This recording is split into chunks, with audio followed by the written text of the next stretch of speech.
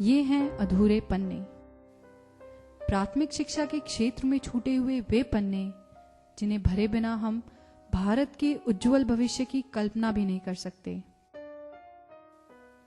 इसी कड़ी में एक प्रयास है शिक्षा का अधिकार। भारत में शिक्षा का इतिहास दिलचस्प रहा है।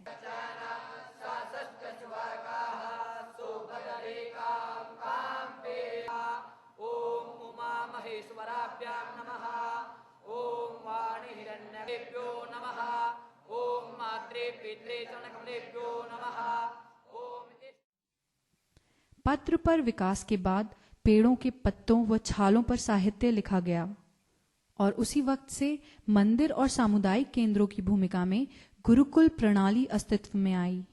भारत में शिक्षा की वर्तमान स्थिति तक आने के लिए शिक्षा को कई परिवर्तनों से गुजरना पड़ा। जाति, लिंग तथा अर्थव्यवस्था के आधार पर भेदभाव भारतीय समाज के स्वस्थ विकास में प्रमुख बाधा रहे हैं। परिणाम स्वरूप आज भारत में 50% बच्चे प्राथमिक शिक्षा प्राप्त नहीं कर पा रहे हैं।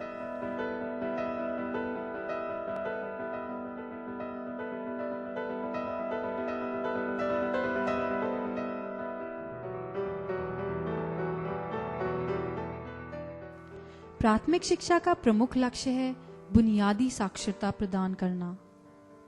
सबसे बुनियादी अंक में प्राथमिक तथ्य ये है कि अशिक्षा असुरक्षा का रूप है।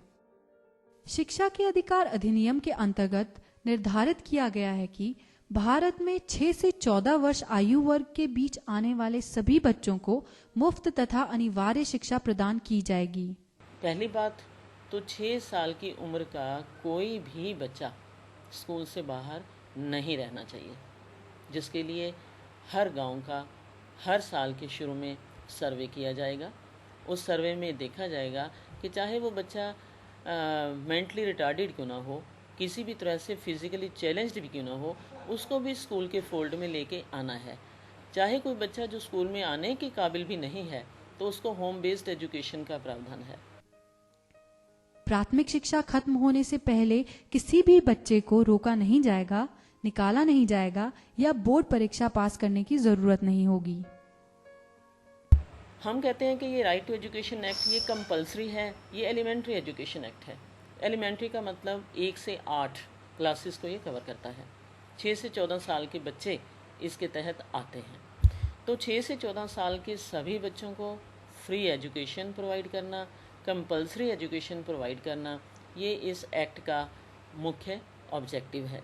ऐसा बच्चा जिसकी उम्र 6 साल से ऊपर है, जो किसी भी स्कूल में दाखिल नहीं है अथवा अपनी प्राथमिक शिक्षा पूरी नहीं कर पाया है, उसे उसकी उम्र के लायक उचित कक्षा में प्रवेश दिया जाएगा, बशर्ते सीधे तौर से दाखिला लेने वाले बच्चे को 14 साल की उम्र के बाद भी प्राथमिक शिक्षा पूरे होने तक मुफ्त शिक्षा प्रदान की जाएगी। और मेन फीचर इस एक्ट का ये है कि बच्चा जो है एज स्पेसिफिक क्लास में उसको एडमिट किया जाएगा।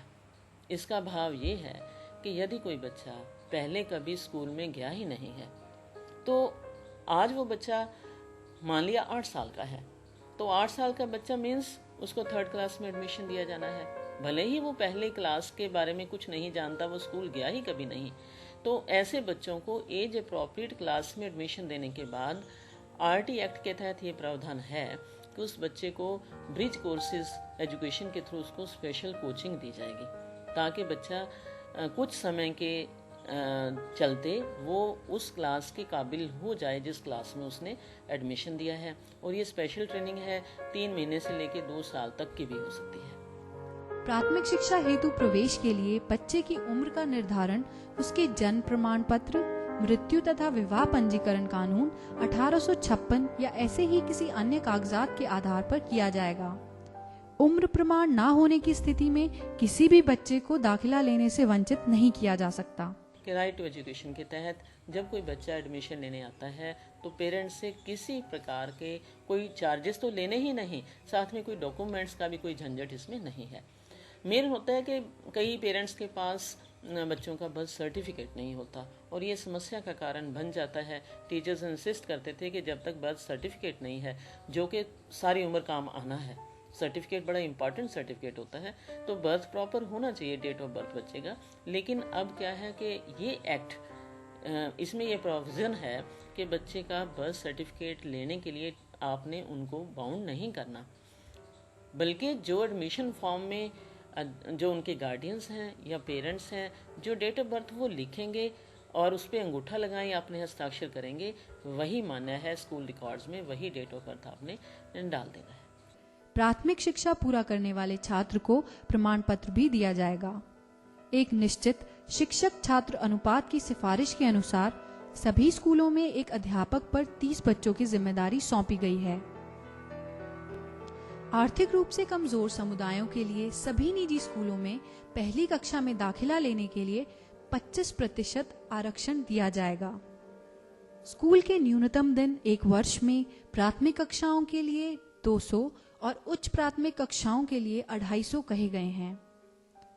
प्रत्येक स्कूल के लिए एक अलग विषय शिक्षक, पर्याप्त कमरे, खेल का मैदान, लाइब्रेरी, रसोई घर, चारदीवारी, शौचालय और पेयजल की व्यवस्था अनिवार्य है। यदि स्कूल का बुनियादी ढांचा 3 वर्षों के भीतर नहीं सुधारा गया तो स्कूल की मान्यता रद्द कर दी जाएगी।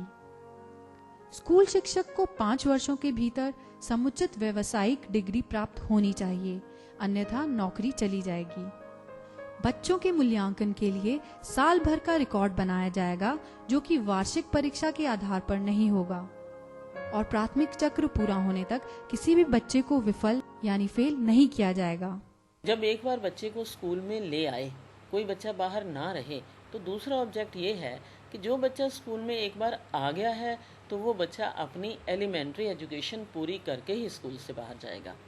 तो इस चीज़ के इसको लागू करने के लिए क्या है कि पहली बात, बच्चे को किसी भी क्लास में डिटेन नहीं किया जाएगा, ये इसका मेन फीचर है, यानी कि उसको बच्चे को फेल नहीं किया जाएगा। दूसरी बात ये है कि बच्चा अगर एब्सेंट भी रहता है, फिर अगर दोबारा महीने के बाद या 1.5 महीने के बाद बच्चा वापस स्कूल में आता है, फिर उसको वापस स्कूल में लिया जाना है। तो एलिमेंट्री यानी कि 8वीं तक की एजुकेशन जब तक बच्चा कंप्लीट नहीं करता तो हमने उसको स्कूल में एडमिट रखना है, यानी कि बच्चों का ड्रॉप आउट रेट बिल्कुल 0% होना चाहिए। अनिवार्य प्राथमिक शिक्षा के लिए सरकार के साथ साथ माता पिता का दायित्व है कि प्राथमिक शिक्षा के लिए बच्चों को स्कूल भेजा जाए। अगर माता पिता भेजने से इनकार करें तो माता पिता को समझाना सरकार की जिम्मेदारी है। अधिकार के संदर्भ में शिक्षा अधिनियम में कुछ परिभाषाएं दी गई हैं, जैसे कि प्रारंभिक शिक्षा। प्रारंभिक शिक्षा कक्षा 1 से 8 तक के लिए है। ज्यादातर मामलों में इसमें 6 से 14 वर्ष के बच्चे शामिल हैं। निशुल्क। अधिनियम के अनुसार कोई भी वित्तीय बाधाएं बच्चे को प्राथमिक शिक्षा में भाग लेने से नहीं रोक सकती। दूर दराज इलाकों एवं अक्षम बच्चों के लिए सुविधा देना भी अधिनियम का हिस्सा है। पड़ोस स्कूल। 3 किलोमीटर के दायरे के भीतर आने वाले स्कूल को पड़ोस स्कूल कहा गया है। हालांकि विरले आबादी या दुर्गम क्षेत्रों में सीमा बदली जा सकती है। आयु उपयुक्त शिक्षा। इसका मतलब है कि बच्चों को उनकी आयु वर्ग संगत में दाखिला दिया जाए और उन्हें सक्षम बनाने के लिए विशेष प्रशिक्षण प्रदान किया जाए। प्राथमिक शिक्षा प्रदान करने के लिए केवल सरकार को जिम्मेदार मानना सही नहीं होगा। इसके विषय में हर नागरिक का कर्तव्य है कि अपने देश के उज्जवल भविष्य के लिए सभी अपना अपना योगदान दें।